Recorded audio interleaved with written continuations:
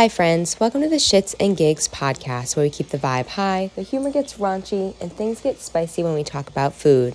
I'm your host Meg Davis. Welcome to an episode of Bath Bombz where you hopefully get to kick those feet up, relax, maybe pour yourself a glass of rosé, chill out with me and Trixie. She's here with me this morning. Oh, there she is, shaking it up.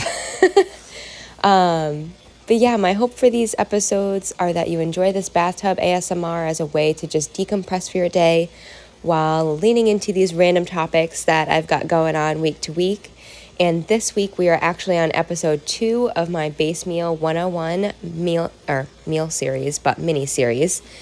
And last week I dove into the base meal concept with whoever listened. If you haven't listened to that episode first, definitely maybe switch back or just watch it after this one, because I kind of just dive into the whole concept, and you don't want to miss out on the Big Mac meal because that is by far one of the most satisfying and delicious options to always have in your back pocket.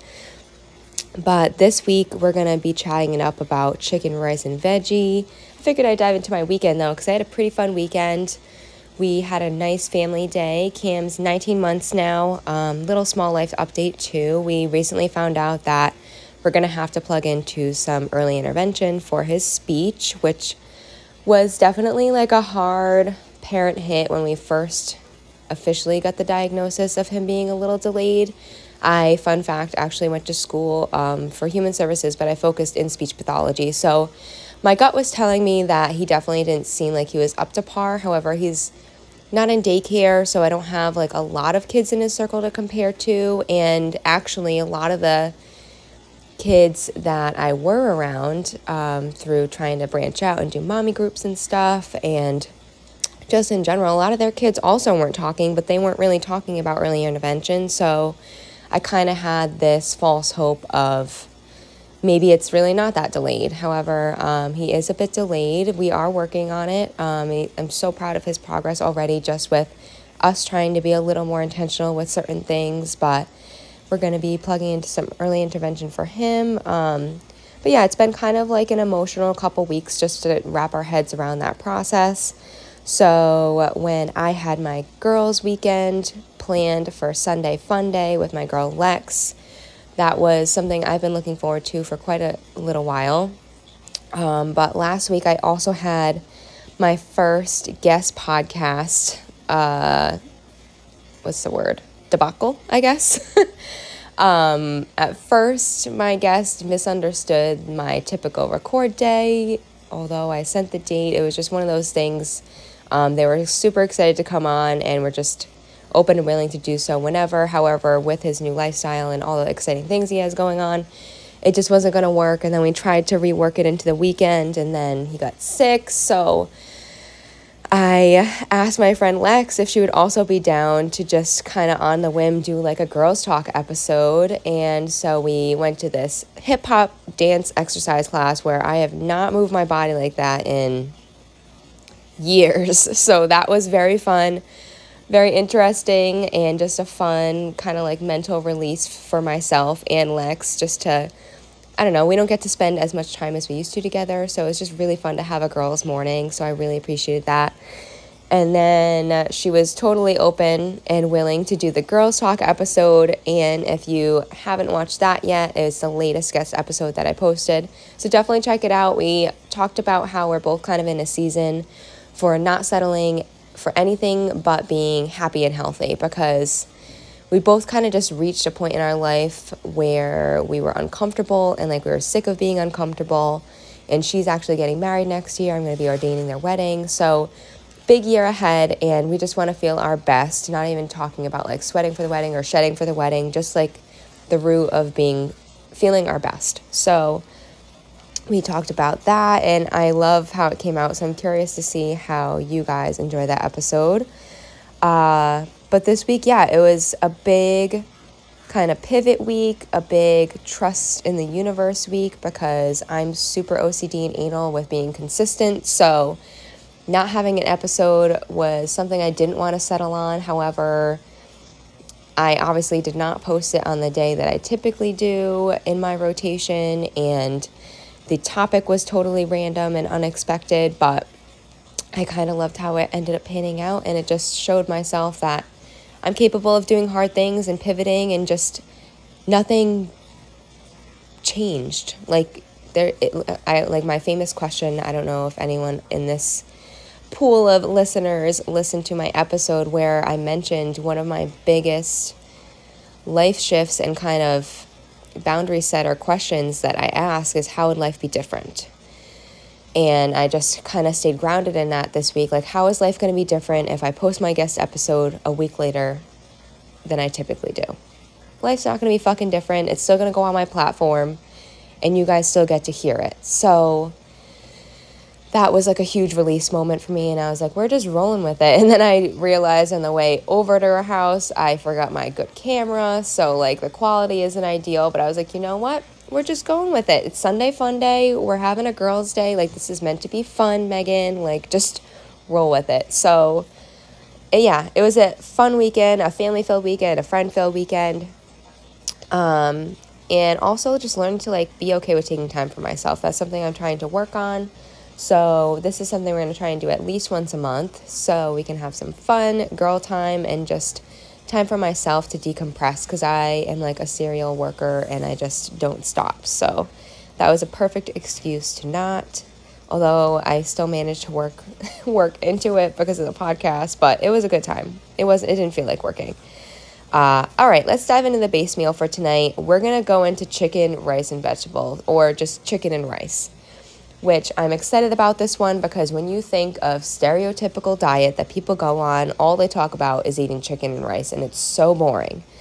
But what these people don't realize is they're actually sitting on a core base meal that then can be jazzed up and actually become super flavorful and super versatile. So when you think of the base itself, chicken, rice, and vegetable, let's break things down so you guys can actually see the versatility of this dish. It doesn't just have to be an unseasoned piece of chicken with a plain old rice. This can be so much more. So first things first, let's break down the chicken. Obviously, chicken is chicken. However, there are different forms of chicken that you can lean into for this dish if you choose to. So we have like our boneless breasts, you have chicken thighs, which are a little fattier but offer like a different flavor profile because of that. They typically have the skin on, or you can get skinless.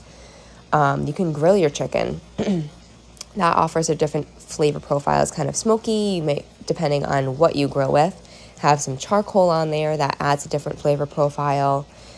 There's breaded chicken, so things like tenders or cutlets and stuff like that, whether you bake it, air fry it, whatever you want to do.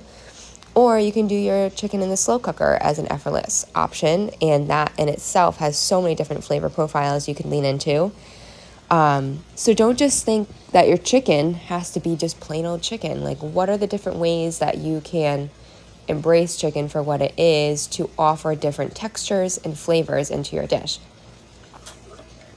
And then from the chicken, or one more note on chicken, you can also mix up this dish just from the chicken aspect by different like marinades.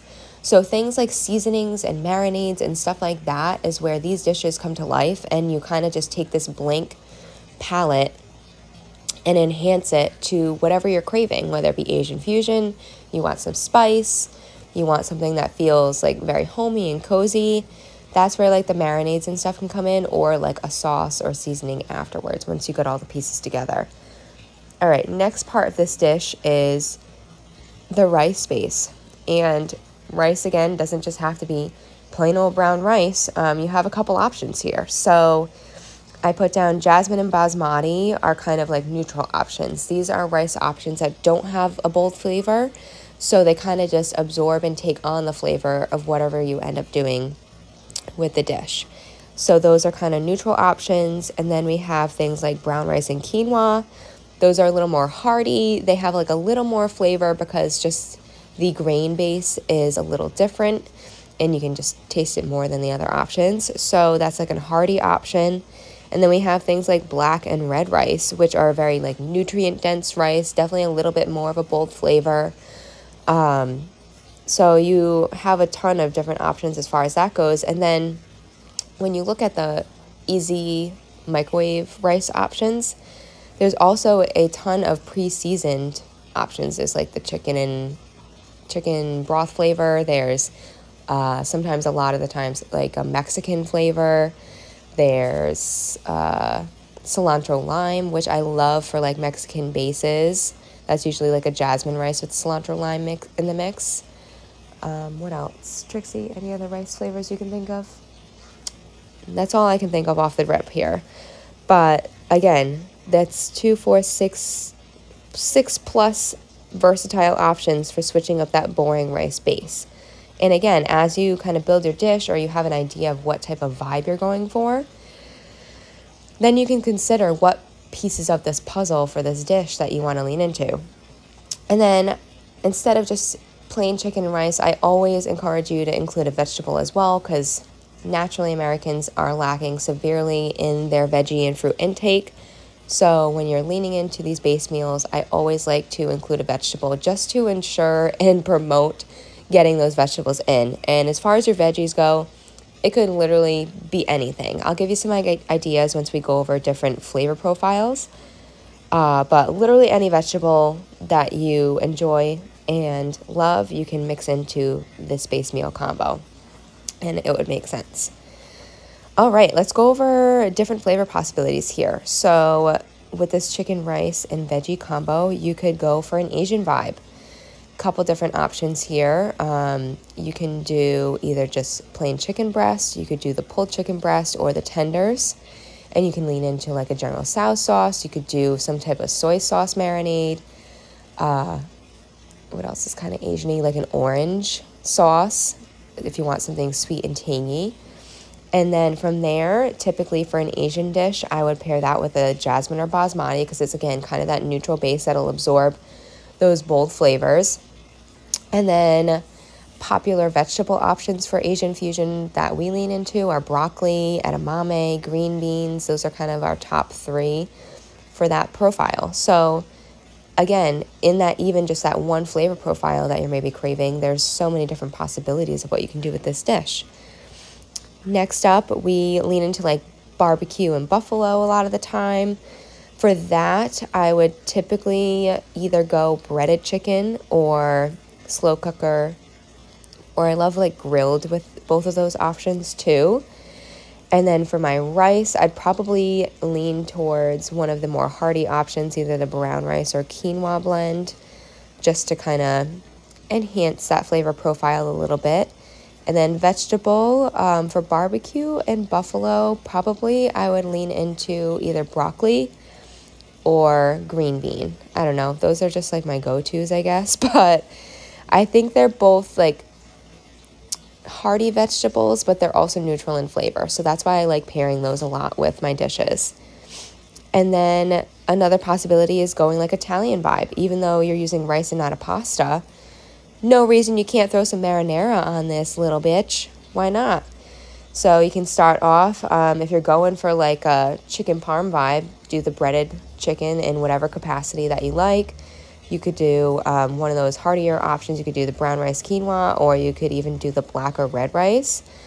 And then do some marinara, some Parmesan, whatever feels good as far as the Italian goes. You could even do like Italian dressing, kind of Italian vibe, not necessarily the marinara aspect. You could do the Italian dressing, almost do like a cold dish with that. Or if you marinate your chicken in the dressing, that'll leave it nice and juicy and kind of zesty in a way. And then depending on what route you go, you can obviously switch up your rice and vegetable depending on that. Spinach is a vegetable that I love mixing in when it comes to those warm, hearty dishes, because the sauteed spinach just adds like such a nice little flavor switch up from that like sauciness, I guess you could say. One of our favorite ways to do the chicken and rice combo is a Greek bowl. This is something my husband prefers the jasmine rice for, and we usually keep the chicken pretty bland, grilled preferred. So we do like very basic seasoning, grilled chicken typically, and then we love doing feta, the tzatziki sauce, chopped cucumbers. I like chopped tomato and red onion on top.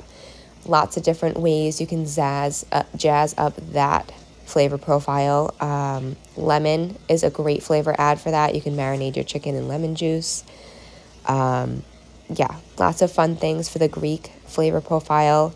And then I put Harvest Bowl down because there's just a lot of ways that you can piecemeal the chicken, rice, and veggie together to be like a very hearty, like warm and cozy dish. So you could do one of the plain rices or any rice that you feel floats your boat that day. You could roast some sweet potato. You could roast maybe peppers or onion or whatever feels good, and just do like a nice, like, I almost love for harvest bowls doing a little char on my vegetables. I don't know, it just makes it for me. And then you can maybe drizzle like a balsamic or something on top to give it like that nice balanced out flavor. So, I mean, in this one dish alone, there are tens, maybe even 20 plus possibilities of mixing and matching all these ingredients to provide several different dishes that you can pull out of your pocket, just with keeping in mind like what you want to eat. Like, that's what I want you guys to get grounded in this base meal concept too. Stop settling for food that you don't want to fucking eat. Why are we eating food that we don't like? So keep this chicken, rice, and vegetable base meal in your pocket, and then take that base and consider what flavors you want to taste that day and just jazz it up from there. You can do this.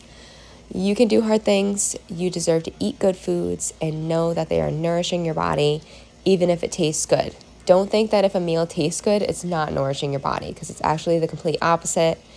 Just because something tastes good does not mean it's not healthy for you, although it can. Like, obviously fast food can taste amazing and like hit the spot. However, you feel after eating that meal that it's not necessarily nourishing your body.